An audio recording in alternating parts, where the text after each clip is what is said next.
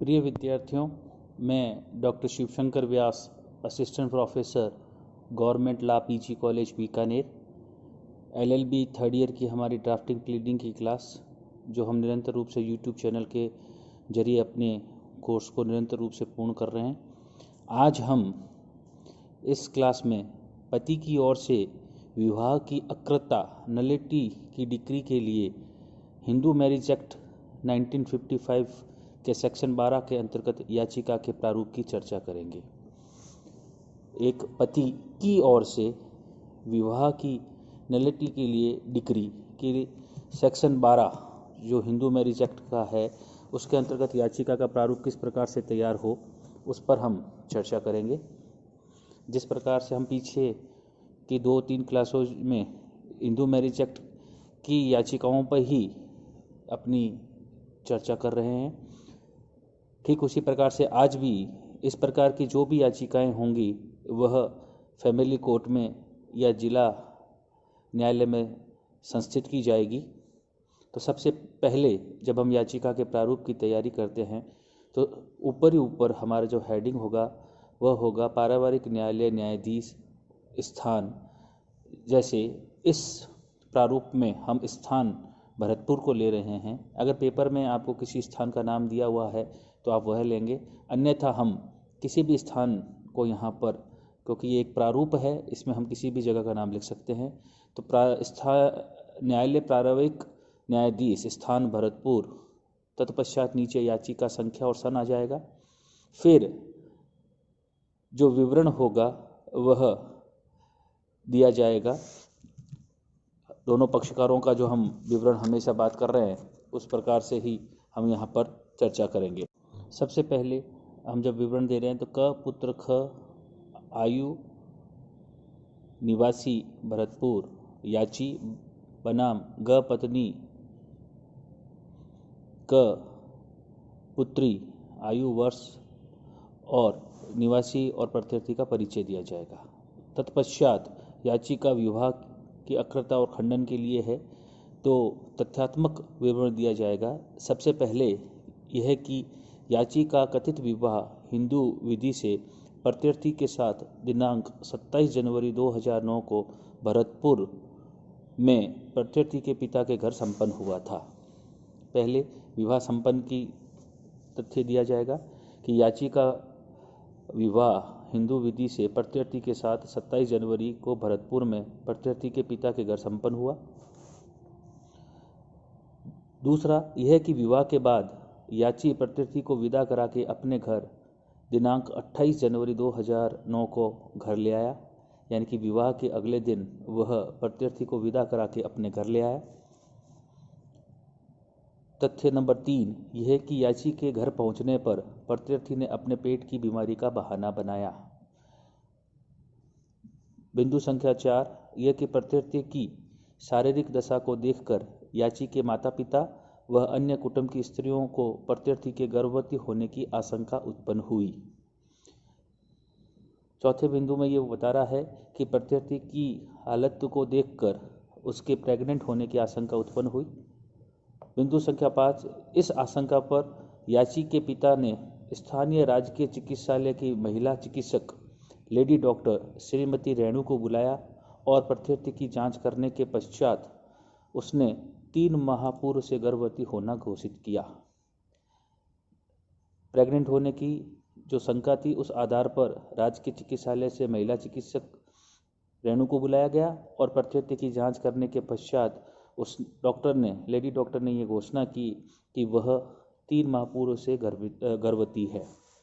बिंदु संख्या 6 कि यह कि याची के पिता ने तुरंत प्रत्यर्थी के माता पिता को बुलाया और उन्हें उपयुक्त सारी स्थिति से अवगत कराया तथा उसने प्रत्यर्थी को अपने साथ ले जाने का आग्रह किया एवं उसी दिन यानी कि दिनांक 28 जनवरी 2009 को प्रत्यर्थी के माता पिता उसे साथ ले गए। बिंदु संख्या 6 में ये बताया जा रहा है कि माता पिता को बुलाया गया और माता पिता को बुलाने के पश्चात उन्हें सारी स्थिति से अवगत कराया गया और फिर उनको आग्रह किया जिस पर वे अपनी पुत्री को साथ ले गए। बिंदु संख्या 7 यह कि याची का प्रत्यर्थी के साथ जब तक वह याची के घर पर रही, दोनों के बीच में कोई शारीरिक संबंध स्थापित नहीं हुआ। यानी कि याची व प्रत्यर्थी के साथ किसी प्रकार की शारीरिक संबंध नहीं होने के तथ्य का विवरण बिंदु संख्या 7 में किया गया। बिंदु संख्या 8 यह कि विवाह के पूर्व याची का परिचय प्रत्यर्थी से नहीं था। यानी कि वो जो तथाकथित पति पत्नी हैं, उन दोनों के बीच में पूर्व का कोई संबंध नहीं था। प्रत्यर्थी गर्भवती याची द्वारा न होकर किसी अन्य व्यक्ति के सहवास का परिणाम था, अतः याची का कोई उत्तरदायी नहीं है। बिंदु संख्या 9 यह कि याची और प्रत्यर्थी दोनों के बीच में किसी प्रकार की कोई दुर्भिसंधि नहीं है और याचिका को न्यायालय में दायर करने में कोई अनावश्यक व अनुचित विलंब नहीं हुआ है। बिंदु संख्या 10 यह कि पक्षकार अंतिम बार भरतपुर में साथ साथ रहे थे, अतः न्यायालय को उसकी अधिकारिता है। यह कि याची ने याचिका पर समुचित कोर्ट फीस का भुगतान कर दिया है। ये जो बिंदु हैं, ठीक है ना, कि उन्होंने के बीच में दुर्भिसंधि नहीं है, पक्षकार अंतिम रूप से भरतपुर में रहे हैं, यह कि कोर्ट फीस का भुगतान, ये कानूनी बिंदु हैं जिन्हें विधि परामर्शदाता के आधार पर सत्य होना स्वीकार किया जाता है, ये आप ध्यान रखें। अतः यह प्रार्थना है कि याची के पक्ष में प्रत्यर्थी के विरुद्ध अकृता नलिटी की डिक्री पारित करके पक्षकारों के विवाह को, जो कि दिनांक 27 जनवरी 2009 को संपन्न हुआ था, को खंडित और शून्य घोषित किया जाए। क्या रिलीफ मांगी जा रही है कि इन तथ्यात्मक विवरण के बाद में याची ये कह रहा है कि इस विवाह को, जो कि दिनांक 27 जनवरी को संपन्न हुआ था, को शून्य घोषित किया जाए। दिनांक, स्थान, हस्ताक्षर याची, इन सब विवरण यहाँ आ जाएगा। तत्पश्चात हमेशा की तरह जब हम देखते हैं, ये तथ्यों का सत्यापन किया जाएगा कि मैं क पुत्र ख आयु निवासी याची एतद द्वारा सत्यापित करता हूँ कि उक्त याचिका का पैरा संख्या 1 से 8 की अंतर्वस्तुएं मेरे स्वयं के ज्ञान में सत्य एवं सही है और 9 से 11 की अंतर्वस्तुओं के सत्य होने पर मैं विधि परामर्शदाता की राय पर विश्वास करता हूँ। मैं इस सत्यापन पर आज दिनांक, जिस दिन वो कोर्ट में पेश कर रहा है, को भरतपुर नगर में हस्ताक्षरित करता हूँ। फिर वापस वही हस्ताक्षर, दिनांक और स्थान का विवरण वहाँ पर दे दिया जाएगा। इस प्रकार आज हमने पति की ओर से विवाह की अकृतता की डिक्री के लिए हिंदू मैरिज एक्ट सेक्शन 12 के अंतर्गत याचिका के प्रारूप की चर्चा की। रोज की तरह मैं आपको बता रहा हूँ कि आपको ये ध्यान में रखना चाहिए, किसी भी याचिका का जब आप उल्लेख करो, चाहे वो सेक्शन 9 में की हो, 10 हो, 11 हो, 12 हो, या आगे हम 13 की भी बात करेंगे, आपको जिस ग्राउंड पर आप याचिका कर रहे हैं उसका सेक्शन और उस सेक्शन में किन किन ग्राउंड पर आप वह डिग्री हासिल कर सकते हैं, उसमें से किसी एक का उल्लेख करके आप यहाँ पर तथ्यात्मक विवरण कर सकते हैं। चूँकि ये एक प्रारूप है, तथ्य या ग्राउंड को बदलकर आप अन्य तरीके से भी इस याचिका के प्रारूप को लिख सकते हैं, लेकिन हमने आज ये देखा है कि इसे लिखते समय किन बातों को ध्यान में रखा जाएगा।